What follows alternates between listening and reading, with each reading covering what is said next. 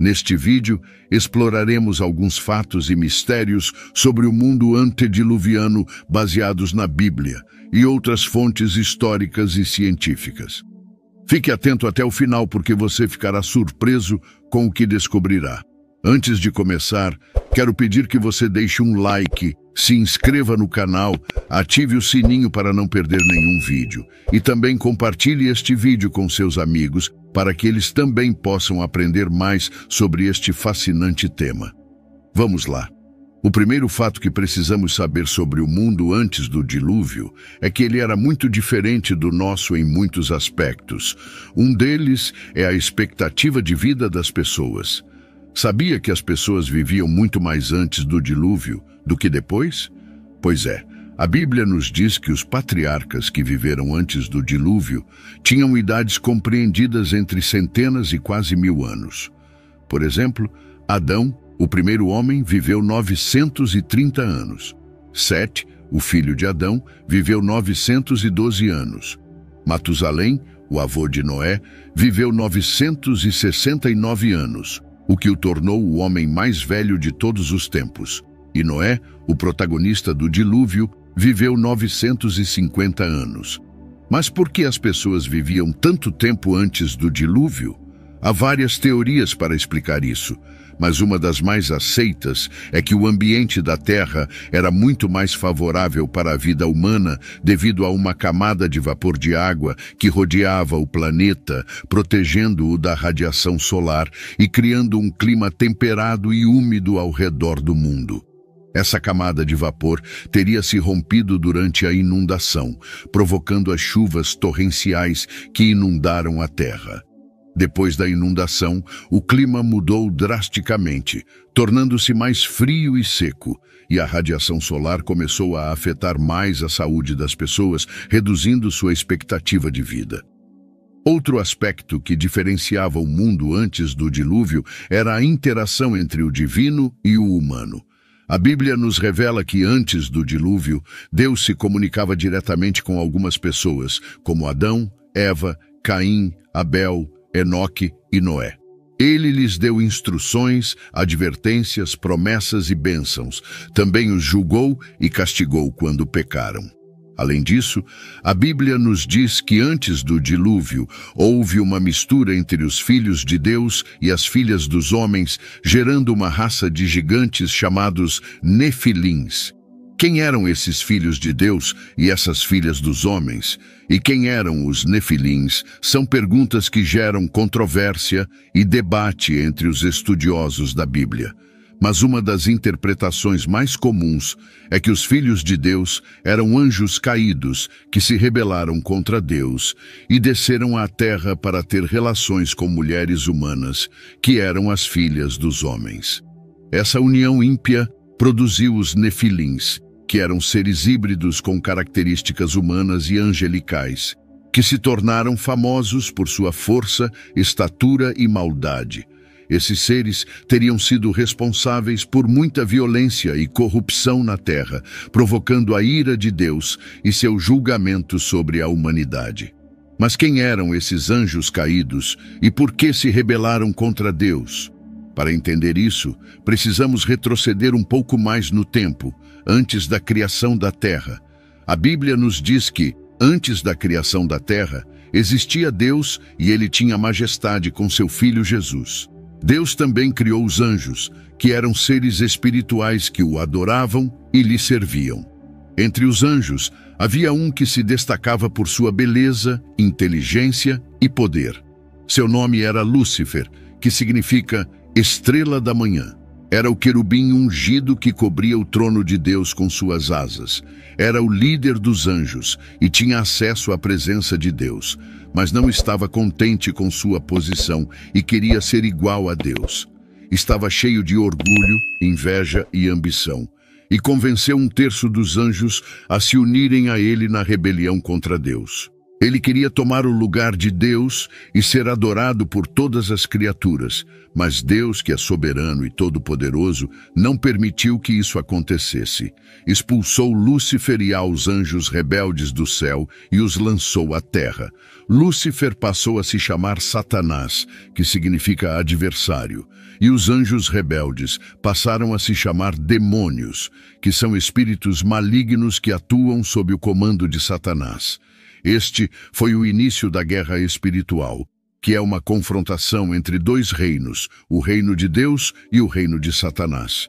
Quando Deus criou a terra e colocou nela o homem e a mulher, feitos à sua imagem e semelhança, Satanás viu isso como uma oportunidade para se vingar de Deus e destruir sua obra. Ele considerou a terra seu domínio e viu Adão e Eva como invasores. Usou a serpente, um dos animais mais astutos que Deus havia criado, para enganar a mulher e fazê-la duvidar da palavra de Deus. Ele lhe disse que se comesse do fruto proibido, seria como Deus, conhecendo o bem e o mal. A mulher, seduzida pela mentira de Satanás, comeu do fruto e também o deu ao homem que estava com ela. Eles desobedeceram a Deus e pecaram, perdendo a comunhão com ele e sua inocência original. Também perderam a autoridade que tinham sobre a terra e a entregaram a Satanás, que se tornou o príncipe deste mundo. A partir de então, o pecado entrou na humanidade e trouxe consigo morte, dor, sofrimento, doença, violência, injustiça, opressão e rebelião contra Deus. A história da humanidade se tornou uma história de queda e redenção, de conflito e esperança, de juízo e graça. Um dos primeiros exemplos desta história foi a de Caim e Abel, filhos de Adão e Eva. Eram irmãos, mas tinham atitudes diferentes em relação a Deus. Abel era pastor de ovelhas e oferecia a Deus os melhores animais de seu rebanho como sacrifício. Caim era agricultor e oferecia a Deus os frutos da terra, mas sem a mesma disposição de coração. Deus estava complacido com Abel e sua oferta, mas não com Caim e sua oferta. Isso provocou a ira e os ciúmes de Caim, que não aceitou a correção de Deus e matou seu irmão Abel no campo. Deus, que tudo sabe e é justo, viu o que Caim havia feito e lhe pediu contas. Deus perguntou a Caim onde estava Abel, seu irmão. Caim respondeu com arrogância e falsidade: "Não sei. Sou eu o guardião do meu irmão?" Então Deus disse a Caim: "Que fizeste? A voz do sangue do teu irmão clama a mim desde a terra. E agora maldito sejas tu desde a terra que abriu sua boca para receber de tua mão o sangue do teu irmão. Quando labrares a terra, ela já não te dará sua força. Serás fugitivo e vagabundo na terra." Então Caim disse a Deus: "Minha culpa é maior do que pode ser perdoada. Hoje tu me expulsaste da face da terra e me esconderei de tua presença. Serei fugitivo e vagabundo na terra, e será que qualquer que me encontrar me matará."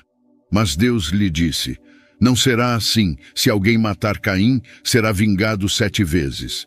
E o Senhor colocou uma marca em Caim, para que qualquer que o encontrasse não lhe fizesse mal. Então Caim saiu da presença do Senhor e habitou na terra de Nod, ao leste do Éden. Caim, apesar de ser um assassino e um fugitivo, não ficou sem descendência. Casou-se com uma mulher que provavelmente era uma de suas irmãs ou sobrinhas, pois Adão e Eva tiveram muitos filhos e filhas após Caim e Abel. Caim teve um filho chamado Enoque e edificou uma cidade a qual chamou pelo nome de seu filho. Esta foi a primeira cidade da história e mostra que Caim tinha habilidades construtivas e organizativas. Os descendentes de Caim se multiplicaram e alguns deles se destacaram por seus logros. Jabal foi o pai dos que vivem em tendas e têm gado. Jubal foi o pai de todos os que tocam a harpa e a flauta. Tubal-Caim era um mestre em todos os trabalhos de cobre e ferro, e Naamá foi a única mulher mencionada no linhagem de Caim. Estes descendentes de Caim mostram que a humanidade se expandiu e diversificou com papéis transformados em profissões e a civilização dando seus primeiros passos. Mas também mostram que a humanidade se afastou de Deus e se entregou à idolatria, à violência e à imoralidade. A Bíblia nos conta que Lameque, filho de Tubal-Caim, foi o primeiro polígamo da história, tendo duas esposas, Ada e Zilá. Também foi um assassino que matou um homem por lhe fazer dano e um menino por pisá-lo. Ele se gabava de sua crueldade, dizendo às suas mulheres: "Escutem minha voz, mulheres de Lameque, ouçam minhas palavras, pois matei um homem por me fazer dano e um menino por pisar em mim. Pois Caim será vingado 7 vezes, mas Lameque 77 vezes." Gênesis capítulo 4, versículos 23 e 24. Enquanto isso, Adão e Eva tiveram outro filho chamado Sete, que significa substituto. Eles lhe deram esse nome porque ele veio em substituição de Abel, a quem Caim matou. Sete foi o pai de Enos, que foi o pai de Cainã, que foi o pai de Malaleel, que foi o pai de Jarede, que foi o pai de Enoque, que foi o pai de Matusalém, que foi o pai de Lameque, que foi pai de Noé. Este é o linhagem dos filhos de Deus, os quais caminharam com Deus e o adoraram, se opondo à linhagem dos filhos dos homens, que se rebelaram contra Deus e o desprezaram. Entre os filhos de Deus, um se destacou por sua fé e obediência: Enoque. A Bíblia nos diz que Enoque caminhou com Deus e que Deus o levou consigo sem que visse a morte. Enoque era o trisavô de Noé e viveu em uma época em que a maioria das pessoas só tinha registros de seu nascimento e seus filhos. Mas Enoque teve um testemunho diferente, o que o fez ser lembrado por sua comunhão com Deus. A Bíblia nos diz que Enoque profetizou sobre o julgamento de Deus sobre os malvados e que agradou a Deus com sua fé. Foi o primeiro homem arrebatado por Deus e é um exemplo de como devemos viver neste mundo, buscando a Deus e fazendo sua vontade. Mas Enoque foi uma exceção em meio a uma geração perversa. A Bíblia nos diz que antes do dilúvio, o mundo estava dominado pela cobiça, maldade e traição, onde as famílias eram campos de batalha e os vizinhos se exploravam uns aos outros. A Bíblia nos diz que a terra estava corrompida aos olhos de Deus e cheia de violência, e que toda a imaginação dos pensamentos dos corações dos homens era continuamente só má. Deus viu que a maldade do homem tinha aumentado na terra e que toda a carne tinha corrompido seu caminho. Deus se arrependeu de ter feito o homem e se entristeceu em seu coração.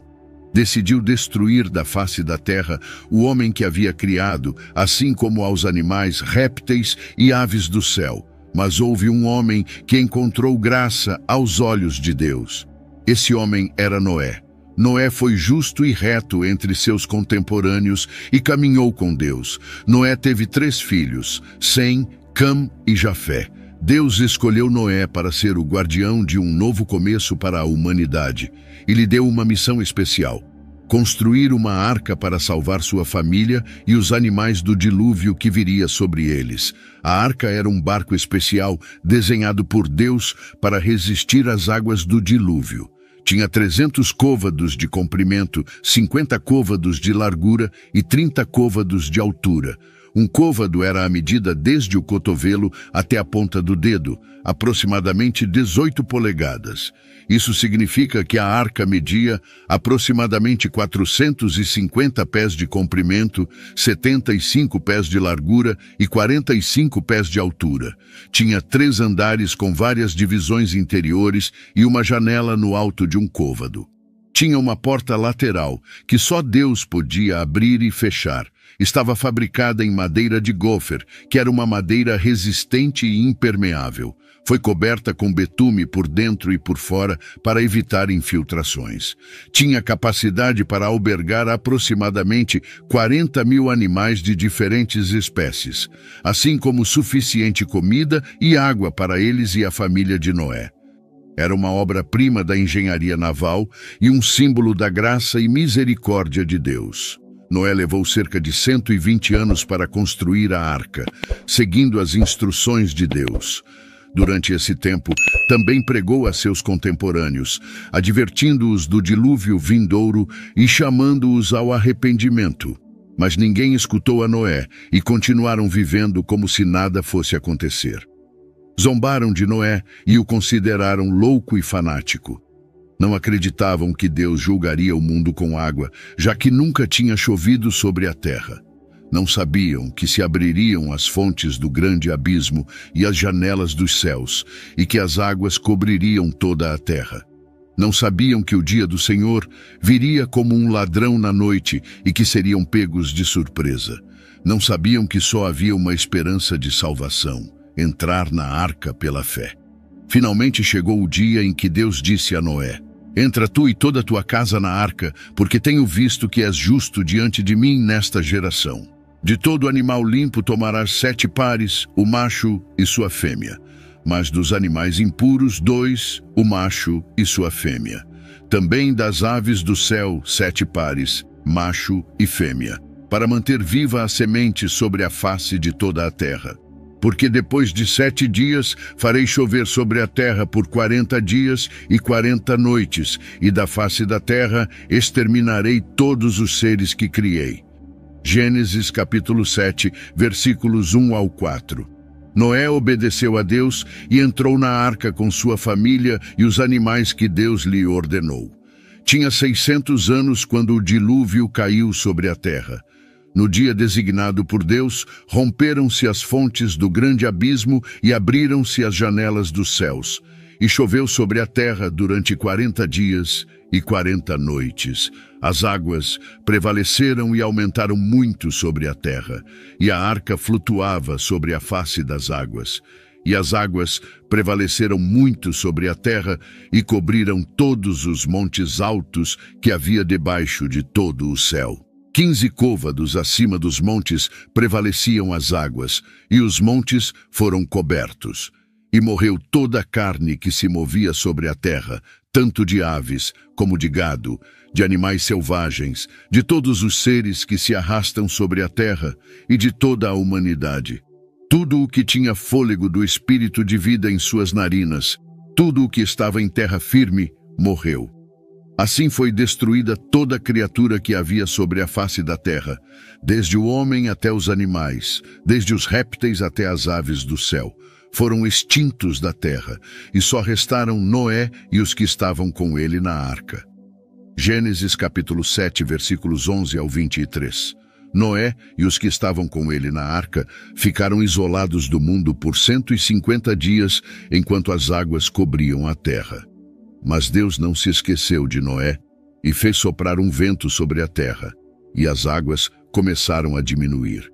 Fecharam-se as fontes do abismo e as janelas dos céus, e cessou a chuva do céu. E as águas retrocederam sobre a terra, e depois de 150 dias as águas tinham diminuído. E repousou a arca no 7º mês, aos 17 dias do mês, sobre os montes de Ararat. E as águas continuaram a diminuir até o 10º mês. No 10º mês, no 1º dia do mês, apareceram os cumes dos montes. Gênesis capítulo 8, versículos 1 ao 5. Noé esperou outros 40 dias e abriu a janela da arca que havia feito. E soltou um corvo que saiu indo e voltando, até que as águas secassem de sobre a terra. Depois soltou uma pomba para ver se as águas tinham baixado da superfície da terra, mas a pomba não encontrou lugar para pousar o pé, e voltou a ele na arca, pois as águas ainda cobriam a face de toda a terra, e ele estendeu a mão, pegou a pomba e a trouxe de volta para a arca, e esperou outros 7 dias e novamente soltou a pomba fora da arca. E a pomba voltou a ele ao anoitecer, e eis que tinha no bico uma folha nova de oliveira. Assim, Noé soube que as águas tinham diminuído sobre a terra, e esperou ainda outros 7 dias e soltou a pomba, mas ela não voltou mais a ele. Gênesis capítulo 8, versículos 6 ao 12. Então, Noé tirou a cobertura da arca e viu que a superfície da terra estava seca. E no ano 601, no 1º mês, no 1º dia do mês, as águas secaram de sobre a terra. Noé tirou a cobertura da arca e viu que a superfície da terra estava seca. E no segundo mês, aos 27 dias do mês, a terra estava completamente seca. Então Deus falou a Noé, dizendo: Saia da arca, tu e tua mulher, teus filhos e as mulheres de teus filhos contigo, todos os animais que estão contigo de toda a carne, tanto aves como gado, e todo animal que se arrasta sobre a terra, faze-os sair contigo, para que se espalhem pela terra, sejam fecundos e se multipliquem sobre a terra. E saiu Noé, e seus filhos, sua mulher e as mulheres de seus filhos com ele. Todos os animais, todos os répteis, todas as aves e tudo o que se move sobre a terra, conforme suas famílias, saíram da arca. Gênesis capítulo 8, versículos 13 ao 19. Então Noé edificou um altar ao Senhor e tomou de todo animal limpo e de toda ave limpa, e ofereceu holocaustos sobre o altar. E o Senhor percebeu o doce aroma e disse em seu coração: Não amaldiçoarei mais a terra por causa do homem, porque a imaginação do coração do homem é má desde a sua infância. Nem voltarei a ferir todo ser vivente como fiz. Enquanto durar a terra, semeadura e colheita, frio e calor, verão e inverno, dia e noite não cessarão. Gênesis capítulo 8, versículos 20 ao 22. E Deus abençoou Noé e seus filhos, e lhes disse: Frutificai, multiplicai-vos e enchei a terra, e o vosso temor e o vosso pavor estarão sobre toda a besta da terra e sobre toda a ave do céu, sobre tudo o que se move sobre a terra e todos os peixes do mar. Nas vossas mãos são entregues. Tudo o que se move e vive será para vosso alimento. Tudo vos tenho dado como a erva verde. Mas a carne com sua vida, isto é, com seu sangue, não comereis. Certamente requererei o vosso sangue, o sangue das vossas vidas. Da mão de todo animal o requererei. E da mão do homem, da mão de cada um de seu irmão, requererei a vida do homem. Quem derramar sangue de homem, pelo homem seu sangue será derramado, porque Deus fez o homem à sua imagem. Mas frutificai e multiplicai-vos. Povoai a terra em abundância e multiplicai-vos nela. Gênesis capítulo 9, versículos 1 ao 7. E Deus falou a Noé e a seus filhos que estavam com ele, dizendo: Eis que eu estabeleço o meu pacto convosco e com a vossa descendência depois de vós, e com todo ser vivente que está convosco, tanto aves como gado e todo animal da terra convosco, com todos os que saíram da arca, sim, com todo animal da terra, e estabeleço o meu pacto convosco, que nunca mais será destruída toda a carne pelas águas do dilúvio, e que nunca mais haverá dilúvio para destruir a terra. E disse Deus: Esta é a sinal do pacto que faço entre mim e vós, e entre todo ser vivente que está convosco por gerações eternas. O meu arco tenho posto nas nuvens, e será por sinal do pacto entre mim e a terra. E acontecerá que, quando eu trouxer nuvens sobre a terra, aparecerá o arco nas nuvens. Então me lembrarei do meu pacto, que está entre mim e vós, e todo ser vivente de toda a carne, e as águas não se tornarão mais em dilúvio para destruir toda a carne.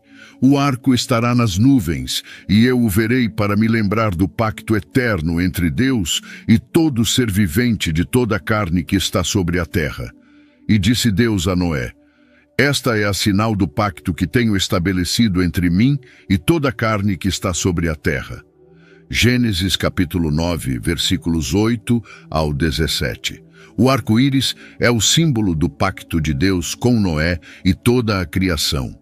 É um lembrete da fidelidade e bondade de Deus, que não abandona a humanidade, mas oferece uma nova oportunidade para recomeçar. É uma promessa de que Deus nunca mais destruirá o mundo com água, mas preservará a vida na terra. É uma esperança de que Deus tem um plano para restaurar todas as coisas e que um dia fará todas as coisas novas.